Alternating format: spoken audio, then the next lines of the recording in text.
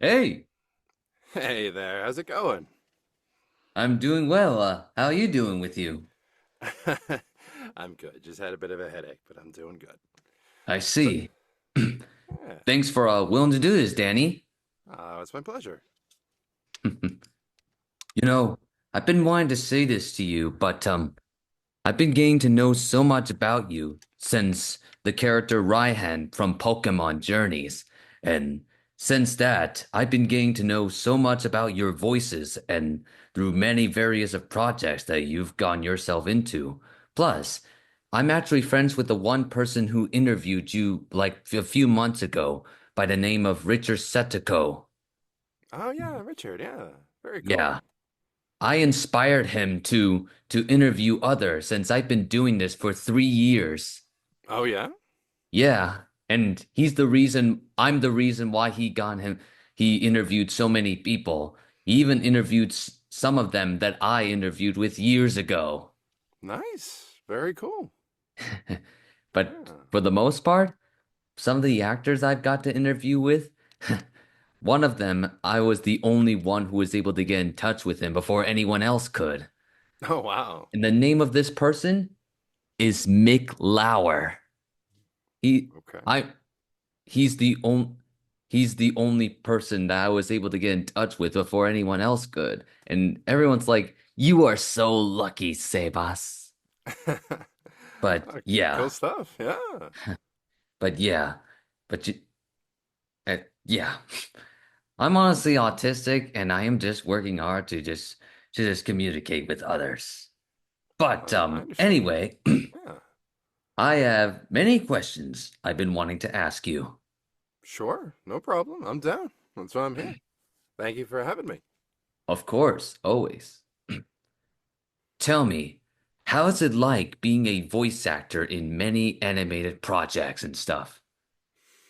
It's a lot of fun, getting to do this kind of stuff. I enjoy it so much. It's my passion, and I just feel really lucky to be able to do it. So it's fun, and I feel very fortunate to do it. So that's what it's like, you know?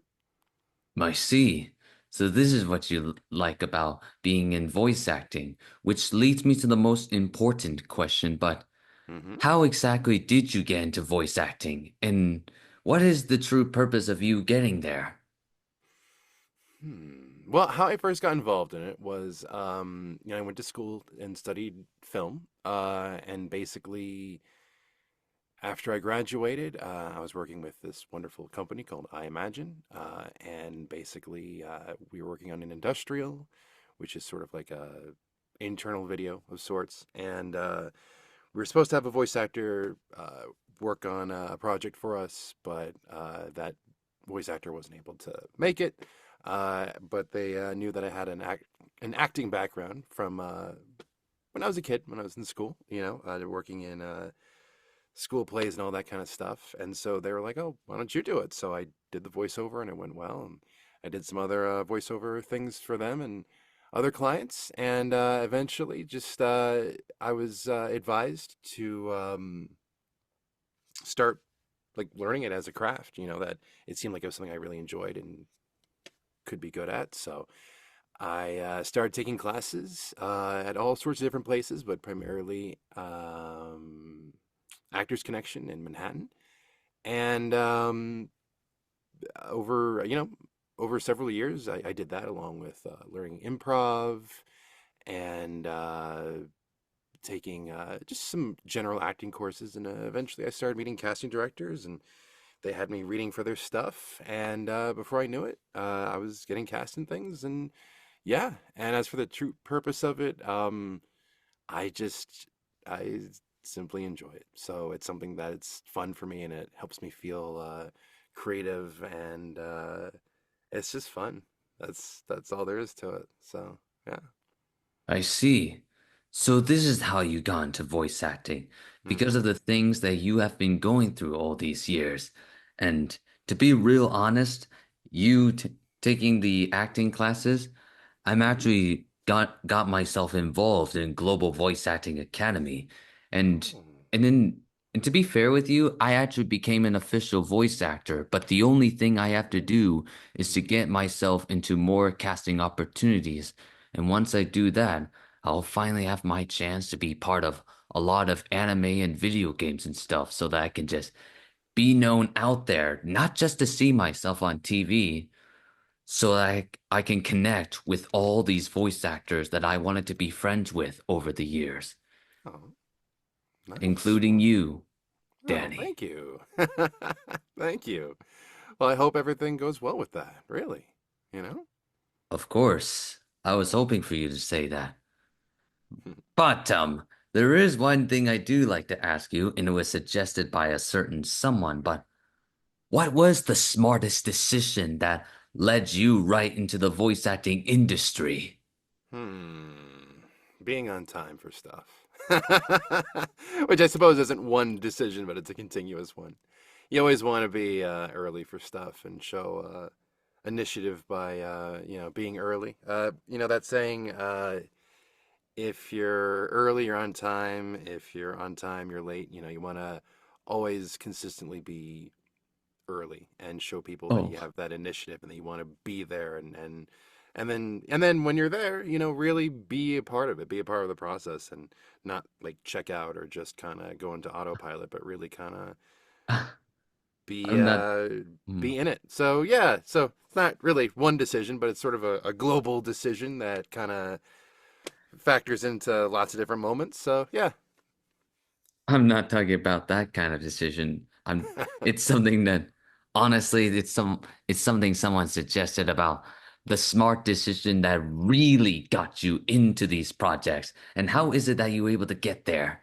Like, it's something that someone suggests me to ask you so that I can Hmm. understand how to get myself into these opportunities to come. Oh, okay.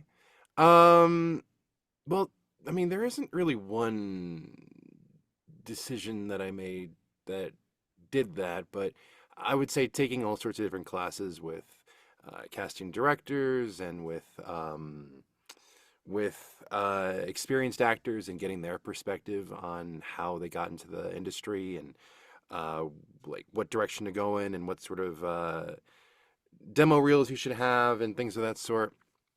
I would say that's probably like the sort of thing that you can actively do when you're starting out to kind of help you uh, get to the places that you want to go.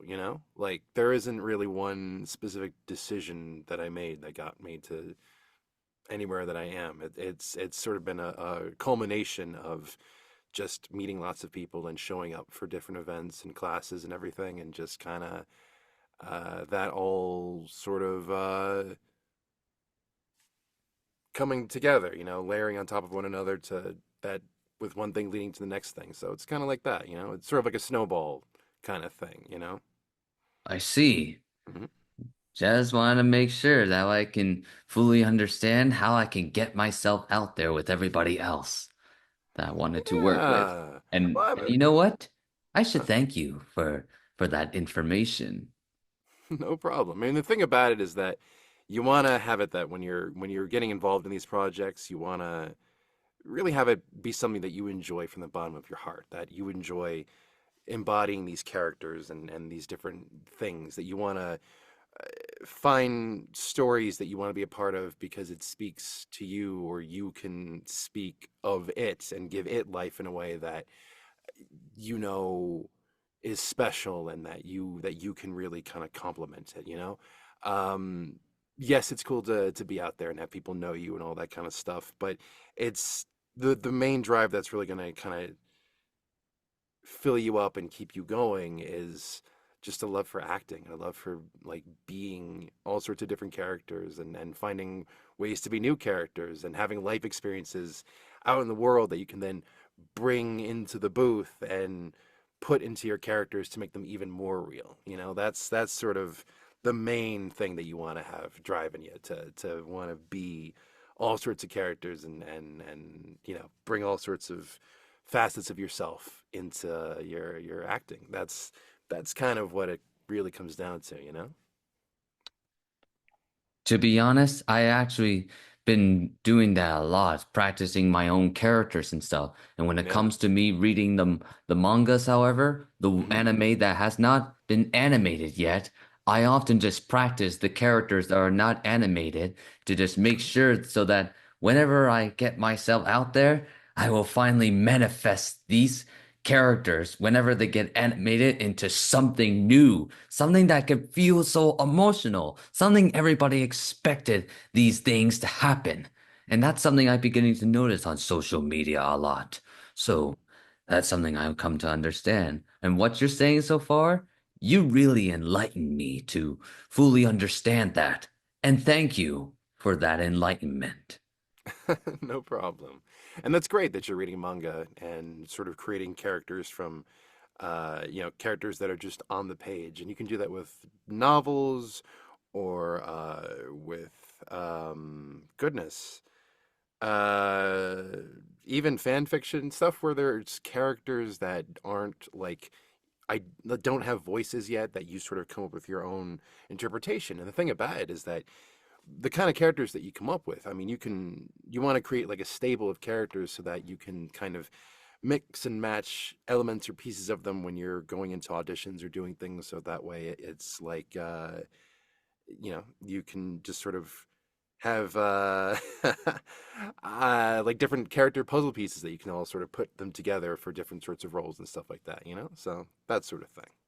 Exactly there, my friend. And that's exactly the kind of thing I like to hear from you. And always will.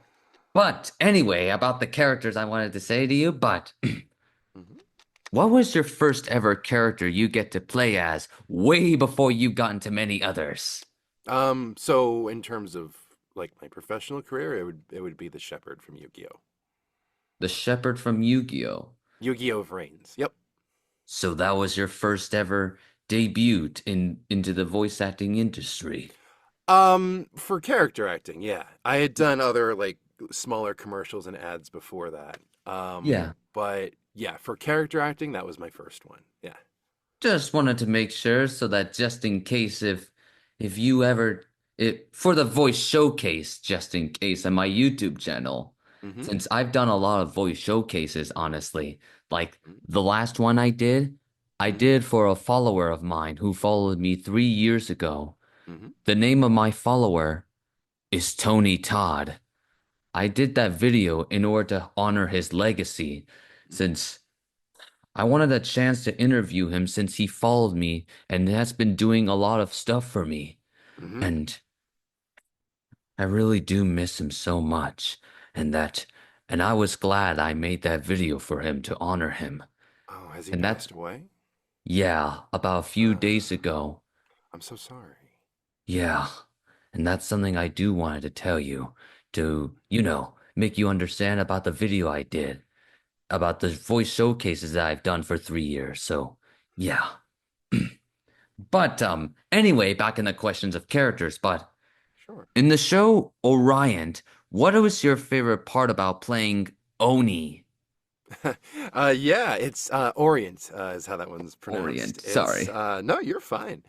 And it's basically that character. He's like this goofy little, not so little, he's big, like gremlin kind of character. In the show, there's these creatures called Onis that attack people and have all these interactions with the humans. And my character was a sword-eating Oni, and he came after the main character's weapon. And yeah, it was a lot of fun because it was, I think it was, yeah, I'm pretty sure that was the first time for an anime that I did like creature voices. And it was a lot of fun. He didn't have any real dialogue. He just was grunts and screams and, and all kinds of sounds like that. And it was fun because then you had some fight scenes and chases and all that kind of stuff. And ultimately, the main character beats him, I think, by using their signature technique. I don't know if it was for the first time, but it was pretty cool, and it was a lot of fun to be a part of that. And I think that was through Bang Zoom, and it was a lot of fun. So yeah, no, it was. I had a great time. In whatever capacity I play a character, if they're articulate and eloquent, or if they're just a beast that has growls and rahs and stuff. It's all fun for me, you know? I see. So that's what you like about playing that character. Because all I know is that Tony Oliver and Chris Cossin was able to bring you into that show. And they did a good job bringing you into it, especially when you got to interact with the main character himself, the voice actor himself, which I got to meet with twice actually, who became a big fan of me actually, AJ Oh, Beckles nice. himself. And not just him, but also Mick Lauer as well, who I got to interview with before anyone else could, and became a follower of me. And you being Nice. part of it is a very good, awesome thing. Honestly, you deserve to be in more Bang Zoom shows in a way for you to make your voice acting career more awesome in a way. Thank you. No, I'm very happy with all the things that I do. Whatever I work on, whatever comes my way, I'm always grateful for it, you know? Indeed. And that's why you are so awesome at this. Oh, But thank you. anyway, how does it feel about playing Kenneth Drenton in Yu-Gi-Oh! Vrains? Oh yeah, so that's the shepherd. So basically in Yu-Gi-Oh! Vrains, the characters sort of have their real selves in the real world. So like Yusaku is the main character, but when he goes into the Vrains, which is a sort of cyber world, he becomes Playmaker. So for my character, Kenneth Drayden, when he goes into the Vrains, he becomes the Shepherd. That's sort of his alter ego in the cyber world. So I'm sorry, your question, what was it like playing him, or what was your question exactly? About it was like, how did it feel about playing him?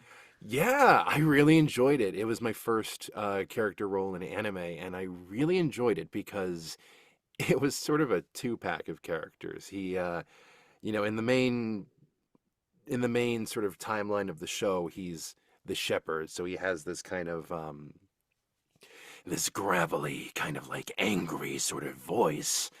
But in the flashbacks where he's Kenneth, he has I guess a vocal print that's kind of similar to mine. It's a little airier, and he sounds a little more like this, and he's uh really loves his mom, and he just wants what's best for his family, but he's plagued by a lot of trauma. His mother was either gravely injured or killed. It's not super clear in the show. After a car accident, his parents had divorced when he was young, so he had a huge grudge against his father and his half sister, and just a very unpleasant, unhappy fellow. But as the story goes on, he becomes more aware of other people's struggles, as well as the life that his sister and his half sister and his father led after the family split apart. So I like having those kind of complicated, nuanced characters, you know? You know, it's funny. When he's most of the time when he's Shepard and he's this kind of character, he just seems like he would just be like a one-dimensional bad guy, but he's has a whole lot of stuff to him that makes him really interesting. And I was really happy and proud to have that be my first like acting character role that I had. So yeah, so I really enjoyed it, and I love that character, and he holds a special place in my heart. You know? I see. So that's how you like about playing that character. Because Yeah. all I know is that I've been knowing about Yu-Gi-Oh! For over a few years. Since I was 6 years old, I'm beginning to know a lot about Yu-Gi-Oh! Through the original, through the GX, through 5DS, and many others yet to come. And you being part of that franchise is what brings you a lot of good expectations, you know? And honestly, it's like a huge impact that makes you very awesome at playing these unique characters that is yet to come. Thank you. Thank you It's very what I do much. best always, you know? Oh, and sorry about the voice right there. I'm just trying to do a little bit of Greg Chun right there, since I'm so good at making myself sound like him. When Oh he's yeah. like, have you forgotten that I have taken 1,700 lives and was never held accountable for my own actions? I'm not sure where that's from. That's Muzan Kibutsuji. Busan. Gotcha. Okay. Super Yeah. cool. It's called practicing, you know. But Yeah, of yeah, course. Yeah. You know, imitating your favorite characters and stuff like that is a great way to kind of like get yourself into some of the mindsets and everything like that, and then like from there taking those imitations and turning them into something a little bit different. Or even if you just do like a flat imitation, you're never going to be 100% the same as another person's performance and vocal print, so it's always going to be a little bit different. But playing around in that world is a lot of fun. Like I would love to, at times when I was just starting out, I'd love to mimic Mark Hamill's Joker and stuff like that because it was such a unique performance, of course, from Batman the Animated Series and all that. And then in time, trying to figure out, like, as I became more experienced, like figuring out, okay, so how do I make my own version of this kind of character, and what sort of things can I do to like change it up and make it unique to me and stuff like that. And so it's a fun place to be able to voice match folks and try and turn it into something of your own. Of course. Yeah. I've come to understand that quite well. But one time I actually went to a convention and met, which in truth, I actually do a very good imitation of Kirk Thornton. And I met Kirk himself. I even showed off my voice acting of himself to him. And he's like, wow, you sound a lot like me. And I told him that takes a lot of practice, you know?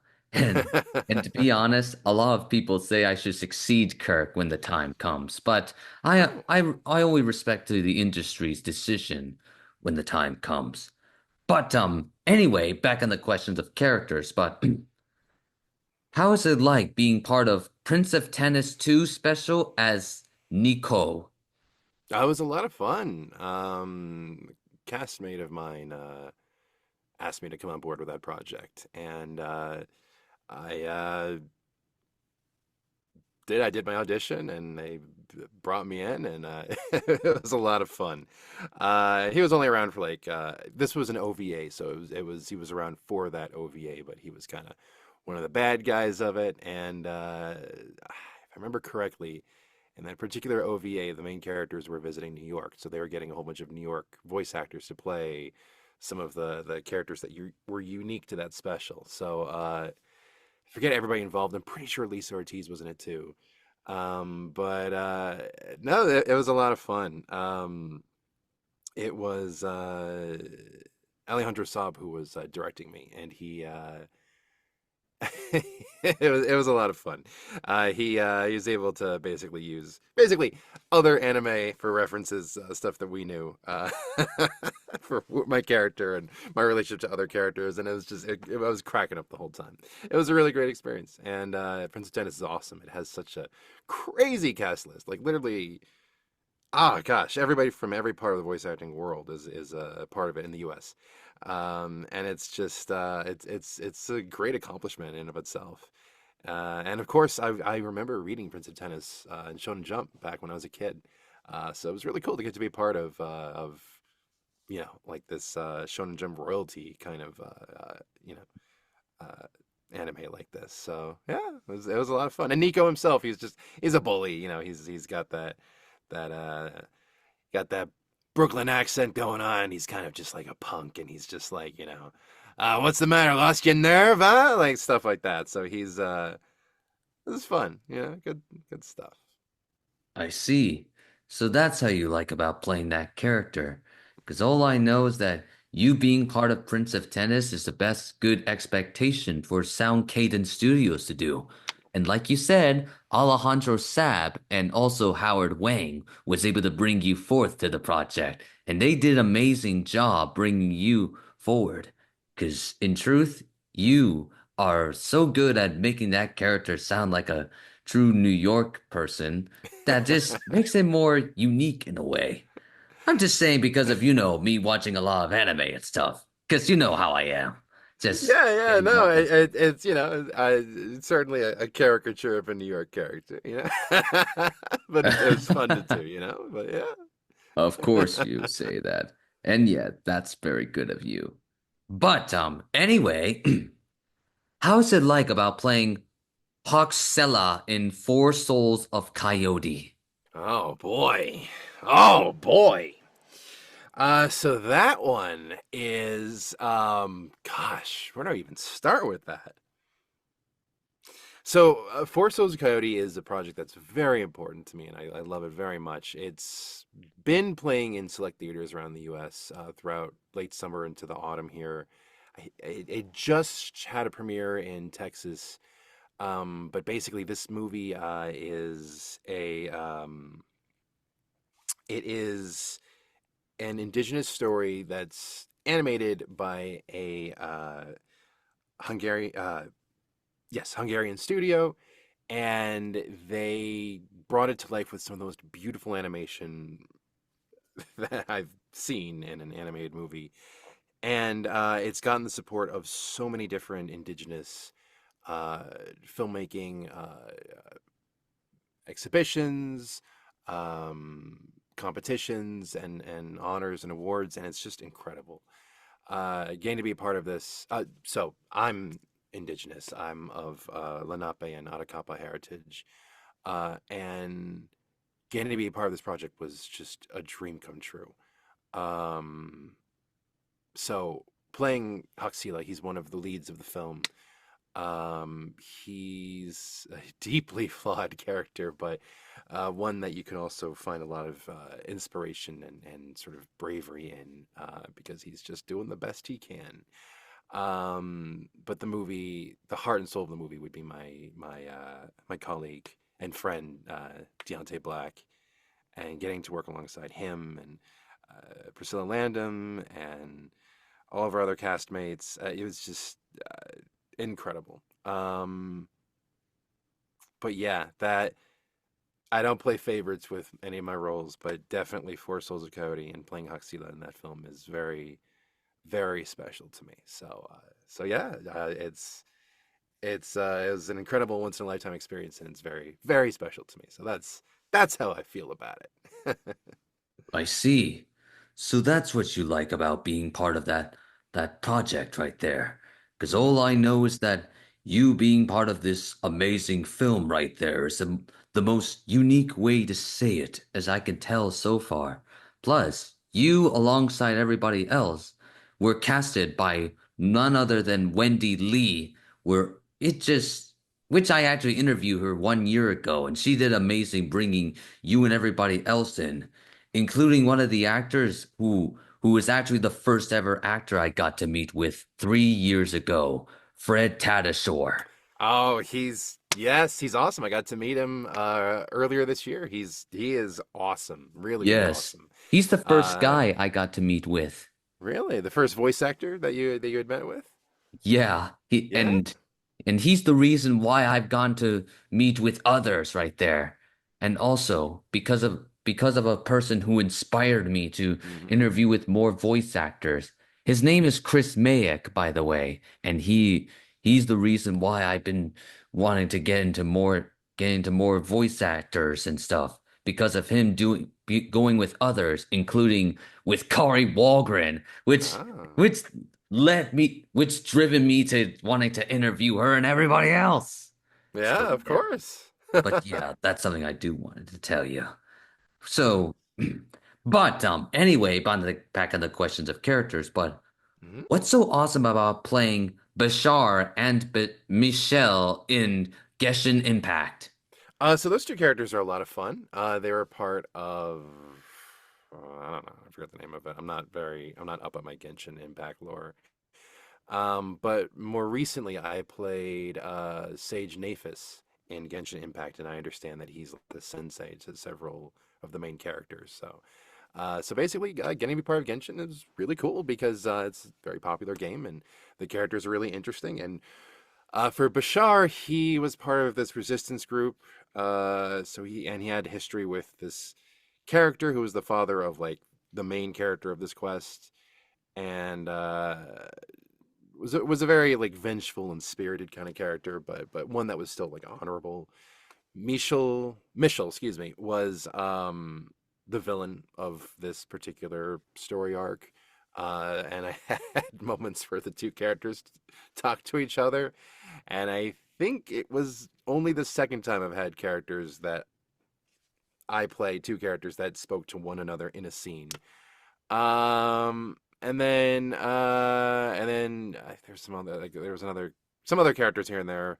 But then the next major one was Sage Naphis, and while he's an NPC, he had a lot of dialogue and a big role in this one part of the quest, and I understand he's important for part of the lore of Genshin. So it's cool getting to be a character like that. And he's pretty funny looking. He's got these big, huge glasses on, and I remember fans were telling me that there had been like mentions of him throughout the lore and stuff like that of the story, so they weren't sure what to expect for how he would look and everything like that. And so he comes out being this really like funny looking dude with these huge goggle like glasses on, but then he has these moments of firmness and everything like that. So it's fun, you know, some cool characters to play there. So yeah, it was a cool experience. I see. So this is what you like about playing those characters. Hmm. And from what you were telling me, it seems that you managed to bring everything to a very good acting right there. And you talking to each other is like something that reminds me of how Yuri Lowenthal does in both Tales of the Abyss and Ben 10. And that's something I'm getting to notice right there. So yeah, that's something I want to tell you. But anyway, these are the questions, but because about the time right there, I'll just tell you this, but what was the biggest thing when playing Raihan in Pokemon Journeys, the series? Hmm. What was the biggest thing? Well, Gigantamax Duraludon, of course, that was the biggest thing. I mean, like, you know, a little joke. The biggest thing would be, gosh, it's hard to ignore it. It's just I loved Pokemon from when I was a kid, and I still do. So getting to be part of something that you really enjoy and love is insane, and it doesn't always happen in the industry. So getting to be part of that and playing a really cool character, and it's just so funny. Like when I was a kid, I loved Dragon types, so being a Dragon type gym leader was just so awesome. So yeah, just it was one of those like I don't know, like once in a lifetime kind of opportunities, and I'm so grateful for it. And I'm so grateful to everyone in the Pokemon family to that they welcomed me in and let me play in that world. So yeah, you know, it's just a big honor. So yeah. I see. So that's what you like about playing that character. Because Hmm. all I know is that you being part of Pokemon is like a dream come true for you, especially when you got to meet with the Pokemon actress herself, Lisa Ortez, who was able to bring you into the show. And Hmm. and that's something I'm beginning to notice right there. And and that's why you deserve to be recognized for all the things you've done no Oh, matter thank what you. people say about Pokemon or something, you being part of it is just something else. And hopefully one day, when you get to Pokemon Horizons, if you do one day, Hmm. Hmm. things will be bringing the hype to your acting when the time comes. So Well, thank yeah, you. Appreciate that. what there is a last question to ask you, and I'll make this short, but what's your favorite part about being the voice of Eren in Hagen Arthurol? Yeah, the pronunciation of that In a short name is sentence, if you don't complicated. mind. No problem. He can reveal Aaron. He's crazy. He's got a big tough voice like this, and he's a little tiny otter, and people like to cuddle him, but he doesn't like being cuddled. So there you go. That's my short thing about him. He's a fun character. He's quirky and weird, and that's just my favorite kind of characters to do. So yeah. Interesting. So that's what you like about being that character, you know? Hmm. Well, that's because of, that you were brought in by Amber Lee Connors to literally do the voice of the character. And you did so awesome being that character. Thank And you I'm very proud of much. that. Thank you. Thank you so much. I really appreciate it, Sebastian. Always. Well, Danny, it's such an honor to finally meet you. And I'm glad to bring you over to my interview show for my YouTube channel. Likewise, thank you for having me on. I really appreciate it, Sebastian. It's what I do best. There, oh, there's one more thing I like to ask you. Sure, no problem. What's up? If if you what what is it that if you were not in voice acting, what Hmm. is it that you would like to do whenever you're not in voice acting? Well, I have my day job. I work as a video editor and I make commercials for different types of businesses and work with clients to put together plans for commercials that they want to do and all that kind of stuff. That's my day job. And my passion is doing my voice acting. So, yeah. Wow. And you know what, Danny? Hmm. Thank you so much for being part of my interviews, and I hope we work together in the industry of voice acting when the time comes. Thank you for having me on, and I hope we do. I'm looking forward to it. Trust me, you will. You will be. And when I become a voice actor, Hmm. I I as a voice actor will help you and everybody else deserve to be in more anime and stuff when the time comes. Just like I've told this to Kate Clark, and she appreciated my words. And that's the reason why she became a follower of mine on my social media. And so does Well, Darius Johnson, who's friends of mine. I appreciate it too. Thank you very much, Sebastian. Always. And I hope you do something awesome and I hope you think, do great things. yeah, I think so. Yeah, I appreciate it. Always. Take care, Danny. You as well, Sebastian. Take care. Bye.